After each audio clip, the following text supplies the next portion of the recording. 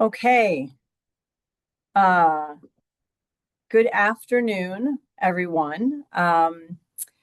Like to welcome everyone and thank you for joining us for today's virtual presentation entitled Bridging Discovery and Practice: How Research and Education Drive Clinical Excellence at the Adult Down Syndrome Center.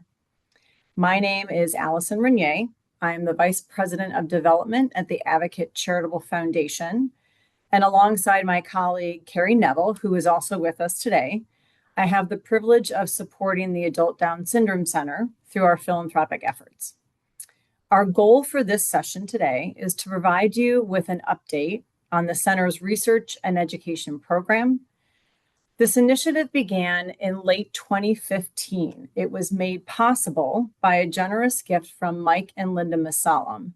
Mike's brother had been a patient of Dr. Chicoine's for many years. Their support allowed us to create the Educational Resource Library, sharing our extensive expertise in health and wellness for individuals with Down syndrome, and launching important research studies aimed at improving patient care. Inspired by the program's early achievements, the Masalams next introduced a challenge grant to the center in 2020, and that ended up sparking a $5.5 million campaign, which was set to further expand the research and education program. Hundreds of people, including many of you on this webinar today, responded to this campaign challenge, making generous donations to ensure that we successfully met our goal. And it is because of this generosity that the research and education program has thrived, growing our resource library, delivering a wide range of educational opportunities for caregivers and healthcare professionals, and establishing collaborations with academic institutions and organizations to pursue clinical trials and studies. None of what you will hear today about this program would not have been possible without the dedication of the center's talented team of professionals and the steadfast commitment of our donors.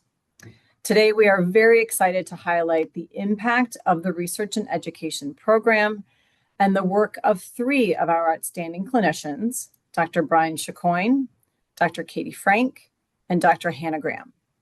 So with that, I'm going to turn it over to our three presenters. I believe Dr. Chicoine is going to be the first one to start us off. Thank you, Allie. What a pleasure to be here today. I'm Brian Chicoine. I'm the medical director of the clinic, and I've been here since the beginning in 1992. I'm going to do a little introduction to the clinic and to the team and maybe a little history. And then we'll talk some about clinical care, some about educational groups and presentations, a little bit about our resources and social media, and then more about our research. Next slide.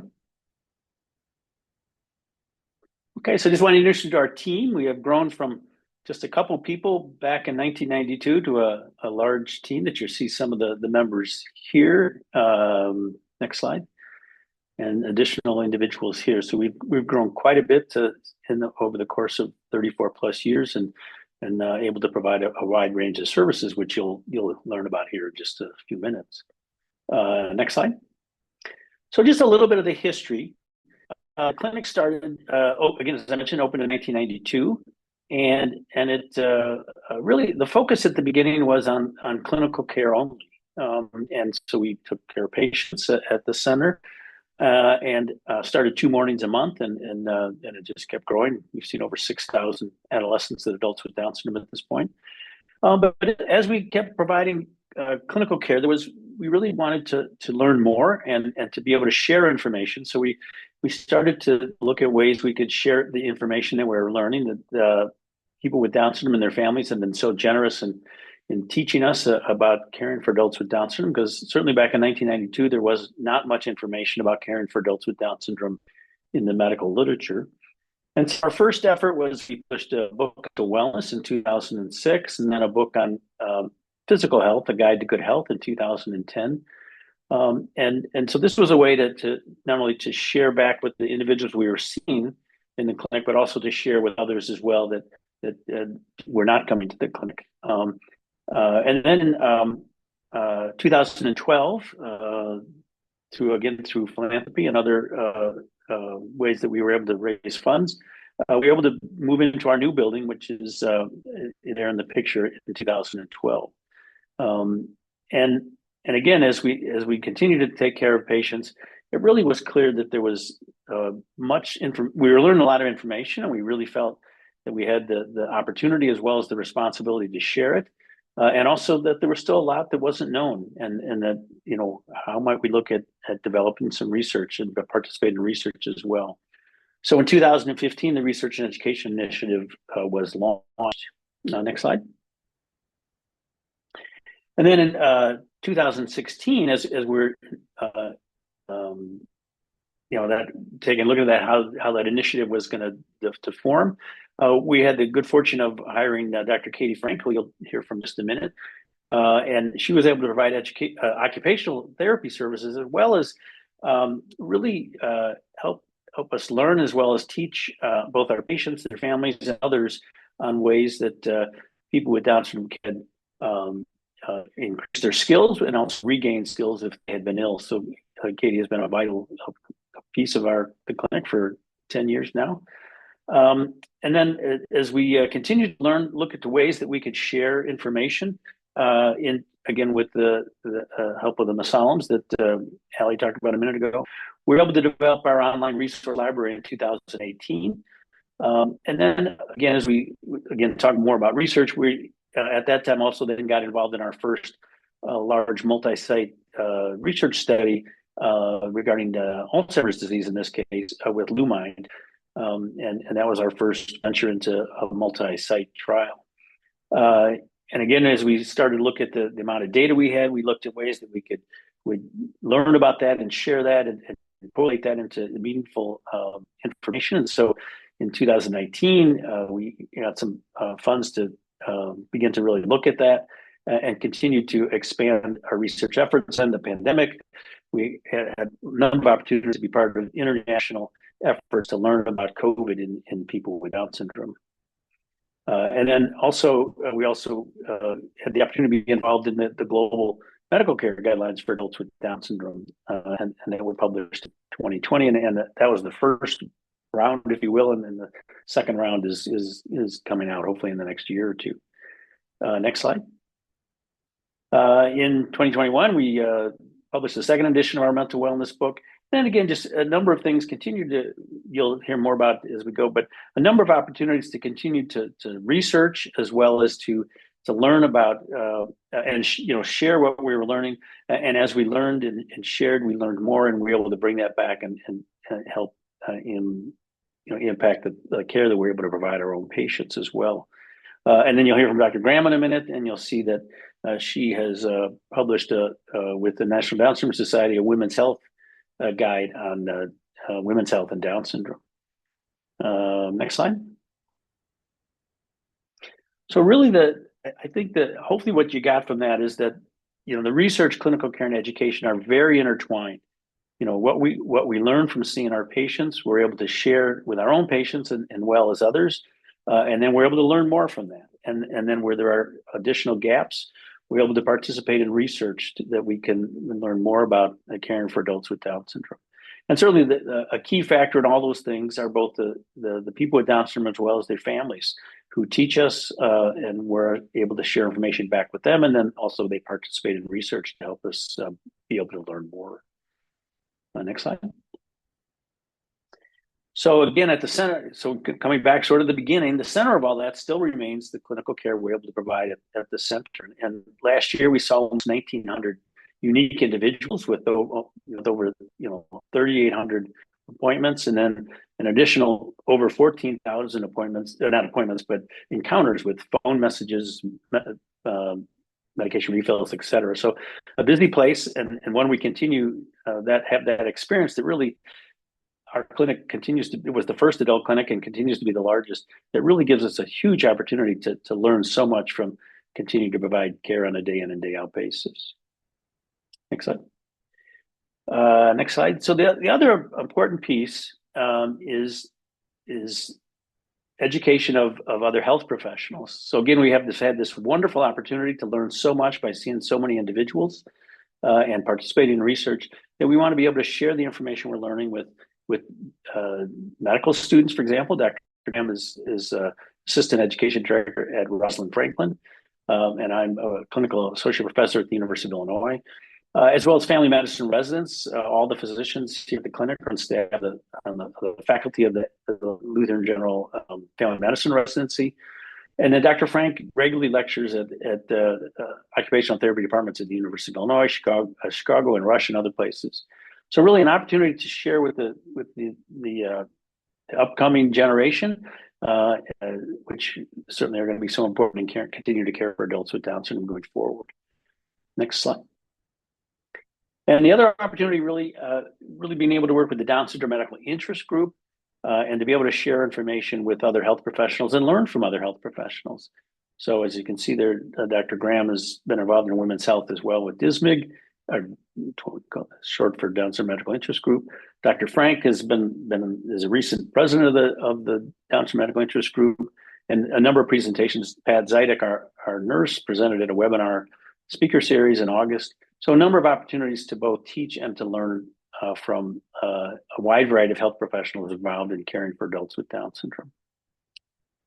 And then the most recent thing that was launched in 2025, October 2025, was a project that all three of us were involved in, which is an announcement society, and it's really it's a online resource with a course and educational reference articles and other resources for families and people with Down syndrome. It really is, the focus is primary care professionals, primary care physicians and other health professionals. It's accredited for continuing medical education credit, and really an opportunity to share information with health professionals, across certainly the United States and beyond, who are also looking to care for adults with Down syndrome. Next slide. So how does all that affect you, or how does you affect that? So one of the keys, for many, many years, one of the keys to getting information into the hands of physicians and other health professionals is people with Down syndrome and their families. They have, I say that hopefully you wouldn't have to, but I think the reality still is that it is such an opportunity for you to share this information with your health professional, and so that he or she can learn more about caring for adults with Down syndrome. So please, we'll have QR codes, I think, at the end where you can take a look at this, and you'll be able to see the slides when they're sent out later. But consider sharing this information with your health professionals so that they have access to more information if you're not a patient here at the clinic. Next slide. And I'm going to turn it over to Dr. Frank. No. Dr. Frank, yes, sorry. Yes, wonderful. Hi, everyone. I am Katie Frank, and as Dr. Chicoine mentioned, I am an occupational therapist at the Adult Down Syndrome Center. I have been here for the past 10 years, and I am also a sibling of someone with Down syndrome. Most of my job is actually education, and a small piece of it is the clinical services, so I am going to focus on the education efforts today. And when we think about how we provide education, we look at the following groups: the people with Down syndrome, their families and caregivers, as well as healthcare professionals. And so our resources are then geared towards each group. Next slide. And part of our education effort is leading groups. And so when we lead groups, we provide them in order to learn and practice social skills. So these are skills like having a conversation or even managing emotions. Like right now, our social worker is concurrently leading a coping skills group while we are here sharing this information with you. Our groups also focus on promoting health. So maybe skills like healthy eating or portion control or drinking water, but we also know that social health is just as important. And so we want the individuals to interact with each other. And it's a wonderful opportunity in these groups. And then our number one group rule, because we do have a group rule for group rules at each of our sessions, is to have fun. Next slide. So it's pretty fantastic. If you look at our group participants just in 2025, we had over 100 participants from 17 states. And then I think even Canada, we had participants from. So it was very productive this last year. And then we offer groups both in person and virtually, and they cover a variety of topics. Music and art are actually run by a music therapist and an art therapist that we contract with. And then all of our groups are offered free of charge. Next slide. Additionally, we offer webinars throughout the year. And so last year, you can see that we offered 4 different webinars on a variety of topics. It looks like 3, but if you notice, the GI talk had part 1 and part 2. And in those webinars, we averaged over 500 registrants and consistently have, the same number of live attendees. And luckily, all of our webinars are recorded and available to watch online after the fact. So if you missed it or missed something while you were watching it live, you can always go back and listen.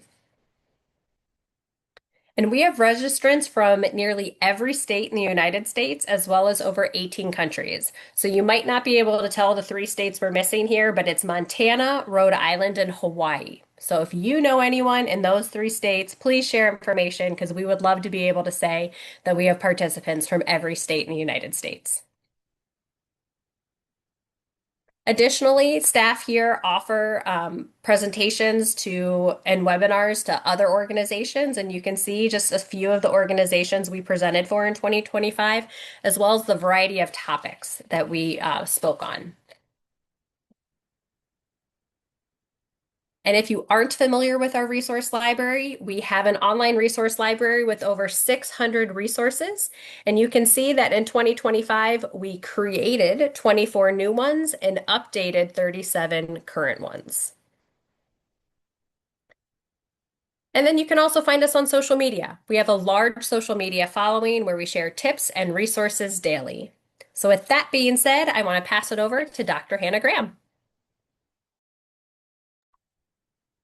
Thank you, Dr. Frank. All right. So I am Hannah Graham. I am one of the physicians here at the Adult Down Syndrome Center.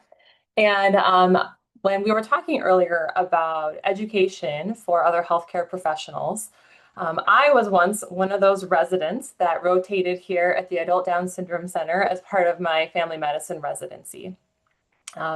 I was out in the community when my own daughter was born with Down syndrome. And so it also happens to be when they were looking to bring on a new physician here at the ADSC.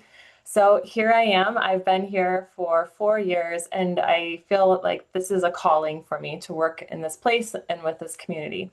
So I'm going to talk a little bit about some of the research that has been and is going on here at the Adult Down Syndrome Center. We kind of like to think about the research we do here at the ADSC as 2 separate wings. One of those wings is like the data and the EMR wing. So when we think about all of the patients that we have seen here at the ADSC over the last 34 years, that's a lot of data that is stored in our electronic medical record. And so one of the types of research that doctors and researchers like to do is to look back at that data and to comb through it to find information, to find co-occurring conditions, to find things that happen less common, and look and see what we can learn from that data about our patients with Down syndrome. So that's one of the wings of research that we have been and continue to be involved in, is looking at that vast amount of data and using that to look for new information or to process that into information that is meaningful to the rest of the medical community. The other type of research that we've been involved in is the clinical trials wing of research. This is a wing that's geared more toward treatments and different treatments for different diseases, diagnoses, things like that. And so we're going to talk about both of those wings today. Next slide, please. Thank you. We've had a lot of publications over the years here at the ADSC, and these have been on a wide range of topics. You can see that some of the topics listed here: Alzheimer's, cancer, Down syndrome regression disorder, parents as primary sexuality educators, mental health, pneumonia. There is an appendix at the end of these slides with all of the publications listed. And the slides are available for you to take a look at as well. So lots of publications over the years. When we look back and pull some of those publications, particularly the publications around the co-occurring conditions, so diseases that are more or less common in people with Down syndrome, we can look back and see that those have been downloaded over 3,000 times off the internet, and that they have been cited by other research projects many times as well. So it's really neat to see that information that we've been able to learn from patients and families and the experience here at the ADSC, be able to share that with the medical community and see that helping to support other research that other teams are doing for people with Down syndrome. Next slide, please. Okay, so now we're thinking about the clinical trials wing, so some of those treatment wings for research. You might recall when Dr. Chicoine had his timeline up earlier, Life DSR was one of the clinical trials that was up there on that timeline. This was a longitudinal investigation for the enhancement of Down syndrome research. This was a multi-year, multi-site study. It ended in 2024. The ADSC was one of 14 sites that participated in this study, and yet we were able to recruit 1/3 of the total participants. And so that was really exciting, and I think it speaks so highly of the amazing patients and families and connections that we have to the Down syndrome community. And so that was a really exciting clinical trial that we've been part of in the past. We also have some upcoming clinical trials at the ADSC that we're really excited about. So I'm going to talk a little bit about these trials today. So first of all, we have a trial coming up around sleep apnea. As you might have heard, sleep apnea is extremely common in people with Down syndrome. And usually sleep apnea is treated by using a CPAP mask, sleep to sleep with. Now, that can be really challenging for some people to use. And so we're always looking for alternative treatments to sleep apnea.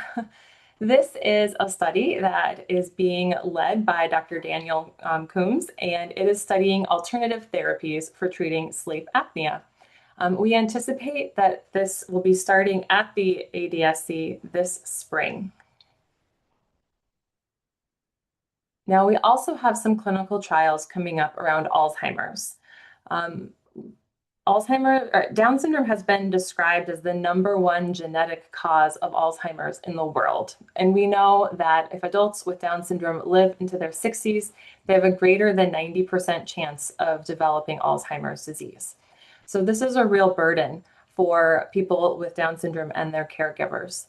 So we're excited to be part of some clinical trials that are investigating Alzheimer's disease in people with Down syndrome. One of those trials is the Trial Ready Cohort for Down syndrome. This is a longitudinal study that's to prepare participants for Alzheimer's disease clinical trials. It's being led by Dr. Mike Raffi out of University of Southern California, and we are anticipating that this will be starting at the Adult Down Syndrome Center in the summer of 2026. We are also excited about the Aladdin trial and having that trial come to the Adult Down Syndrome Center. This is a study that is looking at the amyloid reducing treatment therapies. So that would be medications like donanemab. I had to practice that a lot to say it right, in people with Down syndrome. This one is also being led by Dr. Mike Raffi. This is a little bit earlier on in the planning stages, but we're really excited for what the future holds there. Next slide. So, how do you get involved in these clinical trials? How do you hear more about research at the Adult Down Syndrome Center? We would love to be connected with you. We have this QR code on the right here is for our email list. Please feel free to follow us on Facebook or Instagram. And then on the QR code on the left is a link to our resource library. We anticipate that when enrollment opens up for these clinical trials, people who are signed up on our email list or follow us on social media will be able to hear about it. So we look forward to connecting with you in these ways. Next slide. We also wanted to share that there are several other registries that people can be part of to learn about research in Down syndrome. So these are registries, national registries, where people can sign up to be research participants. So if there's a research question that you didn't see listed today that you would like to be involved in or participate in, we definitely would encourage you to look at some of these research opportunities as well. So we have several options up here. Next slide. And with that, I'm going to hand it back to Allie. Thanks, Dr. Graham. Before we enter into our Q&A session, I did want to share with all of you, as I started off at the beginning of the webinar, to just let everyone know that what you all heard about this research and education program, we're very blessed to offer this program at the center. It is supported by philanthropy 100%. So what that means is the dedicated time that Dr. Graham, Dr. Frank, Dr. Chicoine, one of our other physicians, Dr. Shelley Verma, all of that time is supported by philanthropic support. So it is something that we do like to share with everybody, that if they aren't interested in supporting this initiative, this program, that's really a critical, philanthropy is a really critical component of that. So you'll see on the screen, there's a QR code and also a link to the giving page. So if you or other friends, family members are interested in supporting the center, the research and education program is one of the most important aspects of that philanthropic support. All right, and with that, I am handing it over to Laura Chicoine, who will moderate our Q&A session. Thank you so much, Allie, and thank you all for being here. I'm Laura Crone, and I'm the project manager for research and education, and I have the good fortune of being able to work with Dr. Graham and Chicoine and Frank. So if you would like to ask any questions about the education and research efforts at the Adult Down Syndrome Center, please use the Q&A option on your Zoom toolbar, and you can submit questions and we will respond to them. We also received some questions in advance.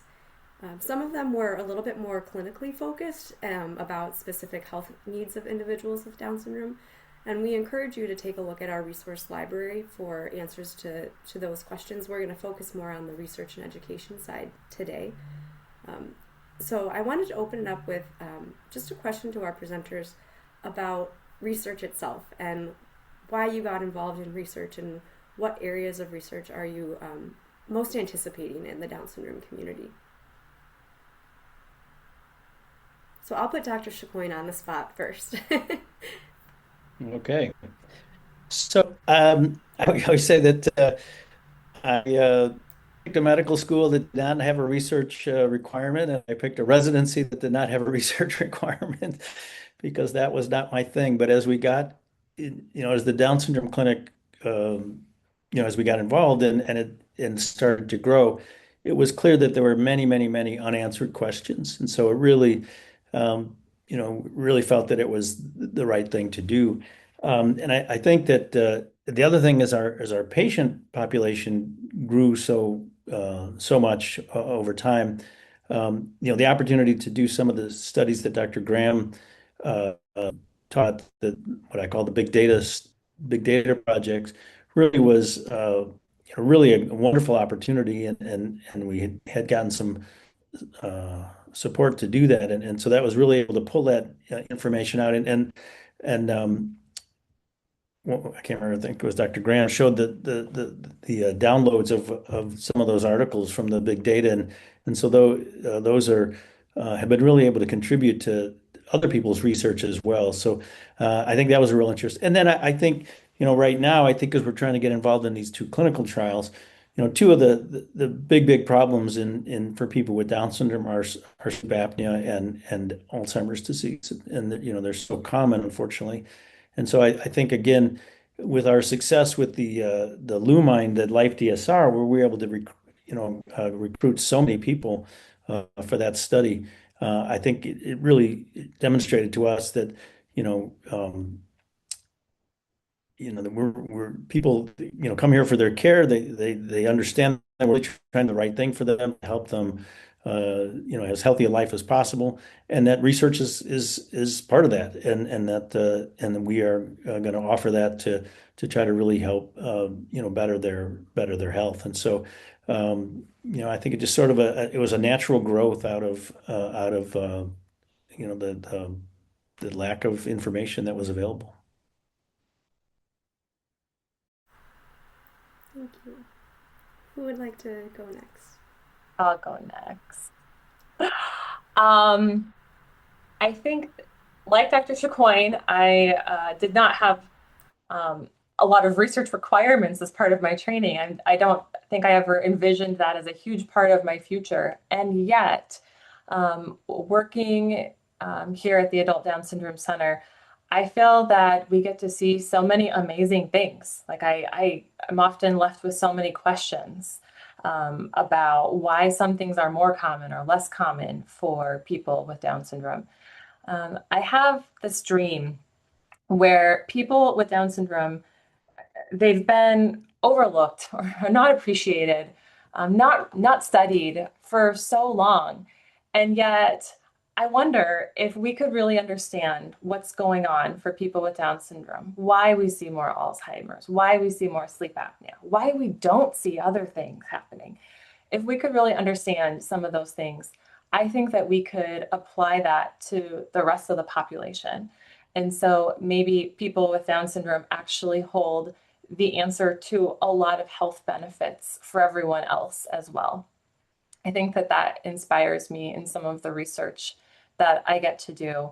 And it's a really humbling experience too, because I do feel like we are just learning so much from these individuals who we get to work with every day, and that really they are the teachers and the spark of curiosity for the work that we get to do. And then I'm going to sound like a broken record. So when I got my bachelor's in OT, that's how long I've been an occupational therapist. We didn't even need to get a master's degree. I definitely wasn't interested in research, but I happened to be at a pediatric Down syndrome clinic in Cincinnati and was working with someone who was really good at research. So we decided to look at all the patients that I had seen, and we established some fine motor and self-care milestones for young children with Down syndrome because it didn't exist yet. And so that kind of got the research bug in me, and I decided to apply to PhD programs. And so then I got a research doctorate, not just a clinical doctorate. And my research started with parents as the primary sexuality educators for their adolescents with Down syndrome. And I created a curriculum and tested the effectiveness because I think it's so important. And then Dr. Graham and I have talked about, we've done so much work with women's health that we want to do some research and surveys on women's health. And then I work with Dr. Verma on lifestyle medicine. And so health promotion is so important to me. And so doing research on the strategies we're using to promote health and what is successful and what does success look like for people with Down syndrome. And then finally, the social skills. So we feel like what we do here when we offer our social skills groups are effective, and not everyone has access to social skills groups. And so we kind of want to create templates that people can use and kind of take what we've learned and introduce that to their communities, that would be available in our resource library. So I think that's kind of where I want to take, where the doctors look at the medical pieces and why things happen or don't happen. I want to take it, look at the functional piece as an OT and how we can impact individual with Down syndrome lives by, working on all this health promotion. Thank you all so much. We've received several questions about coming to our clinic for care, and we do have an out-of-state policy where we only see individuals with Down syndrome who live in the state of Illinois just due to capacity reasons. So that's, I know, difficult for some people to hear who live out of state. So I was just wondering if one of our presenters would share some thoughts on what families can do to make sure that their loved ones are getting good care.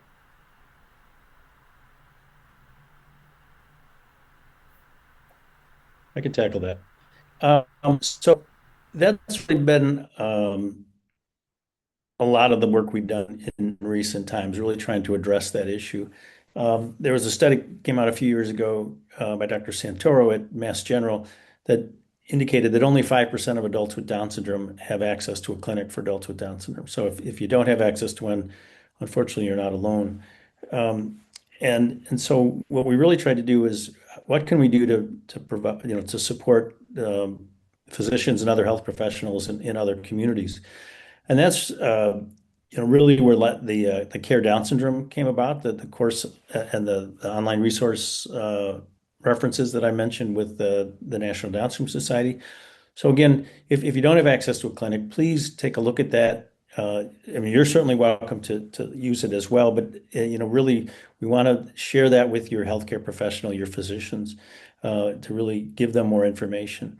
And then if there's a challenging situation, challenging case, or a situation that the doctor just doesn't can't put their finger on, we do have through the Down Syndrome Medical Interest Group, we have what's called Project Echo, and Project Echo is an opportunity for a health professional to present a de-identified case. So we don't know who the person is. We know who the presenter is, but we don't know who the patient is, and they can present their case. And then there's usually 25, 30 or more health professionals who care for a lot of people with Down syndrome as part of their work. And there's a wide variety. So there's physicians, there's occupational therapists, there's psychologists, there's speech therapists. There's a wide variety of health professionals there. And so we're able to share information with that health professional that they can, in a sense, take that information back home and help care for the individual with Down syndrome in their own community. And then, certainly that if your health professional is interested, we certainly encourage them to consider joining the Down Syndrome Medical Interest Group, as well as using our online resource library and some of the other resources that we have shared today. Thank you. We received a couple questions about specific areas of research. Other than the sleep apnea and Alzheimer's disease studies that you talked about, are there any other areas of interest on the horizon, or anything that the center is going to be focusing on?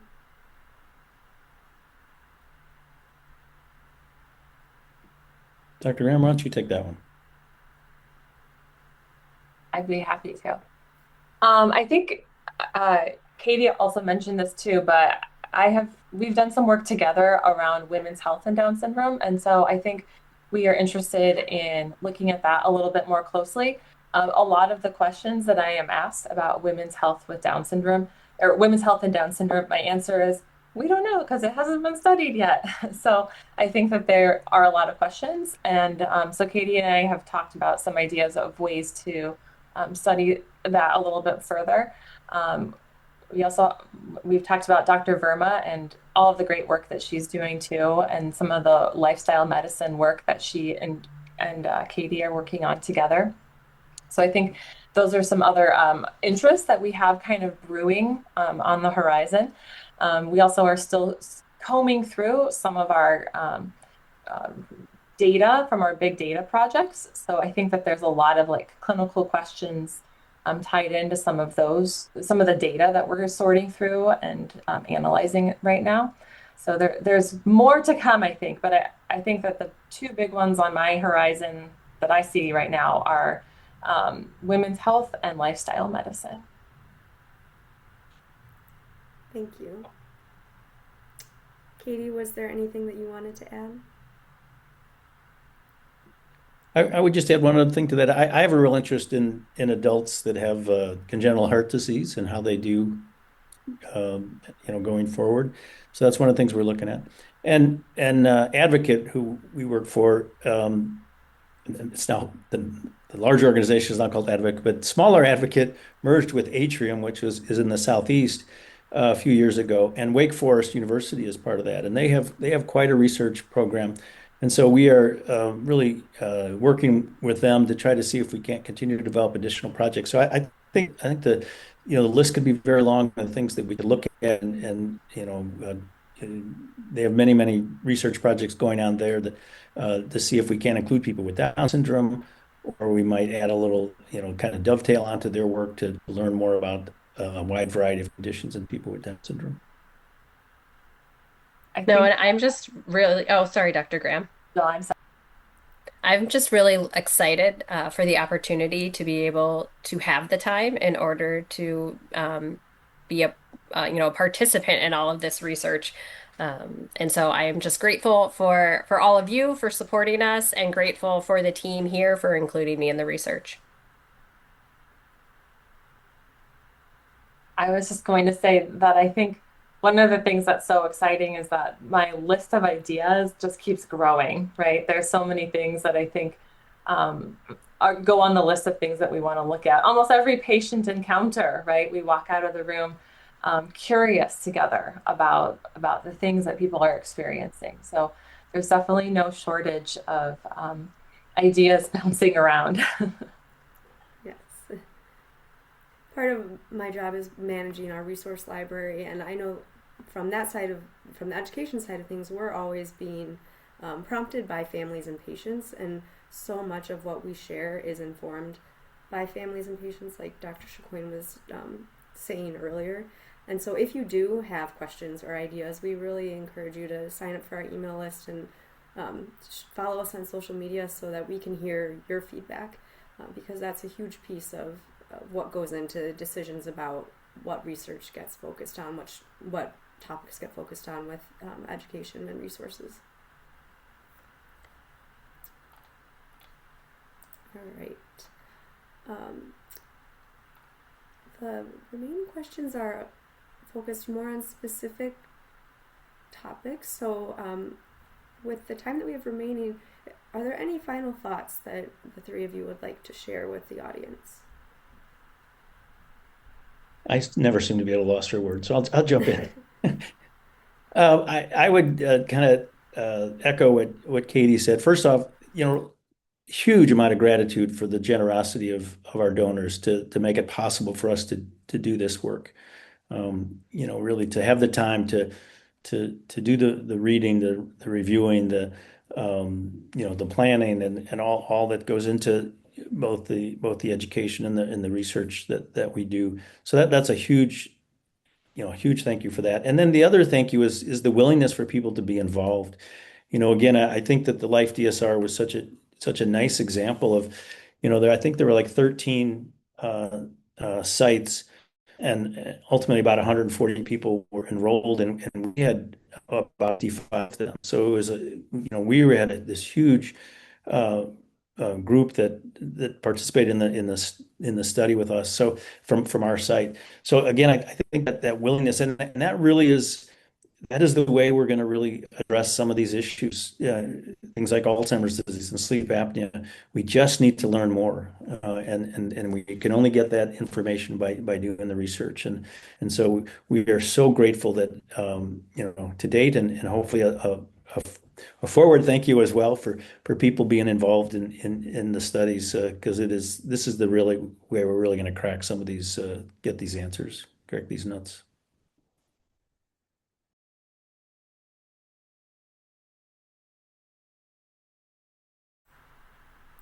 All right, Dr. Graham or Dr. Frank, would you like to add anything?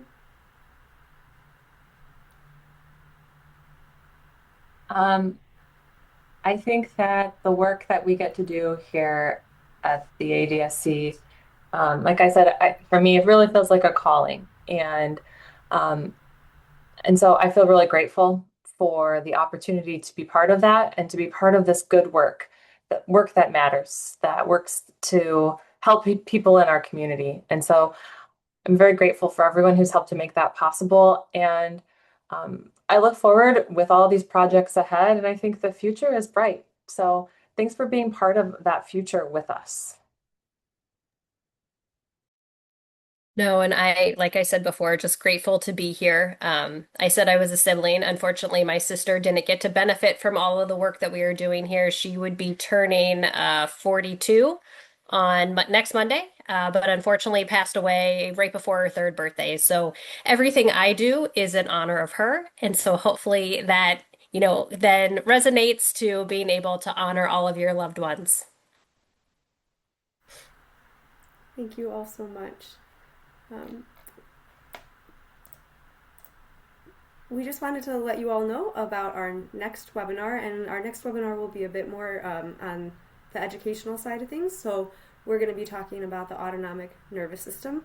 And by we, I mean Dr. Chicoine. And so that will be at the end of April, and you can sign up at that QR code.